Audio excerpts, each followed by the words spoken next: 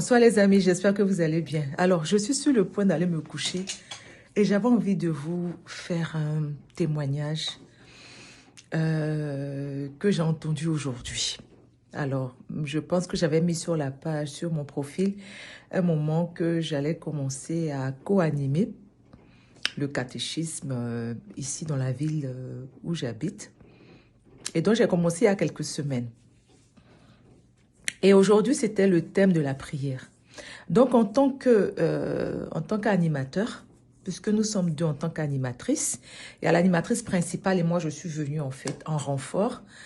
Donc, en tant qu'animatrice, on nous demandait aujourd'hui de témoigner nous-mêmes de ce que Dieu avait fait pour nous, la réponse qu'il avait apportée à l'une de nos prières.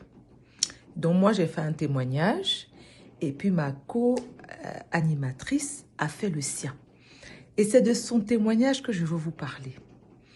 Alors, elle a pris la parole et elle a dit comme ça, bon, devant les enfants aussi on leur demandait, et elle a dit comme ça que lorsqu'elle s'est mariée, elle n'arrivait pas à avoir d'enfants. D'accord? Elle n'arrivait pas à avoir d'enfants et les médecins, en fait, ont dit qu'elle n'aurait pas d'enfants.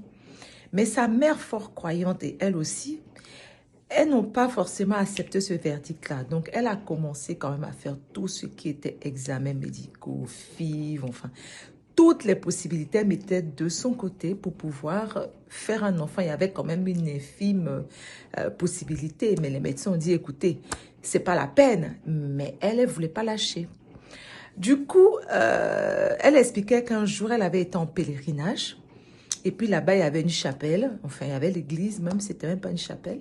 Il y avait l'église où on pouvait aller prier. Donc, ce jour-là, elle est rentrée à l'église, elle est partie, et puis là, elle s'est mise par terre en croix. Ça veut dire que comme Jésus qui est en croix, là, les bras écartés, donc c'est ce qu'elle a fait, elle s'est mise en croix, et là, elle a dit à Dieu, je suis fatiguée, Seigneur, je n'en peux plus. Donc, fais ce que tu veux. Elle lui a dit, que ta volonté soit faite. Tout ce que je veux, c'est que ta volonté dans ma vie soit faite. Donc, on pleure, un abandon total. Et là, elle est partie, elle s'est levée, elle est partie. Elle a décidé d'arrêter tous les traitements. Ils étaient en fait en train de se lancer dans le processus d'adoption. Elle a dit, puisqu'on ne peut pas en avoir, ben, on va faire une procédure d'adoption. Ça faisait 8 ans qu'ils étaient mariés. Et après ce pèlerinage, 1 an après, elle tombe enceinte. Elle tombe enceinte. Mais alors qu'elle avait arrêté tous les traitements. Où je vous parle aujourd'hui, cette dame, elle a 4 enfants. Donc les enfants entre 10 et 18 ans. 4. Au départ, on lui disait qu'elle ne pouvait pas faire d'enfants. Donc, elle s'est abandonnée à Dieu. C'est ce qu'on appelle l'acte d'abandon. Elle s'est abandonnée à Dieu et lui a donné jusqu'à 4 enfants. C'est fort quand même comme témoignage, ça. On se dit, on lit ça dans la Bible, on entend les gens qui parlent de ça, mais lorsqu'on a une personne à côté de vous qui vit ça, mais c'est simplement merveilleux.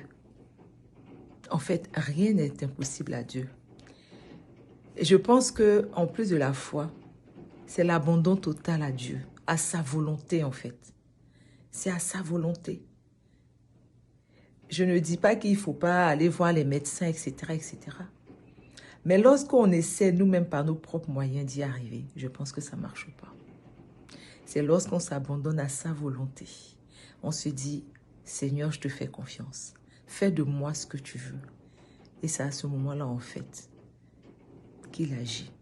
Parce qu'on lui a donné un chèque en blanc sur lequel lui, il écrit ce qui doit advenir dans nos vies. Voilà, c'était un témoignage que j'avais vraiment envie de partager avec vous. Vraiment, partager. Je suis sûre que ça va faire du bien à certaines femmes qui sont dans l'attente du miracle de l'enfantement. Je vous fais des gros bisous. Je vous dis à demain. Merci.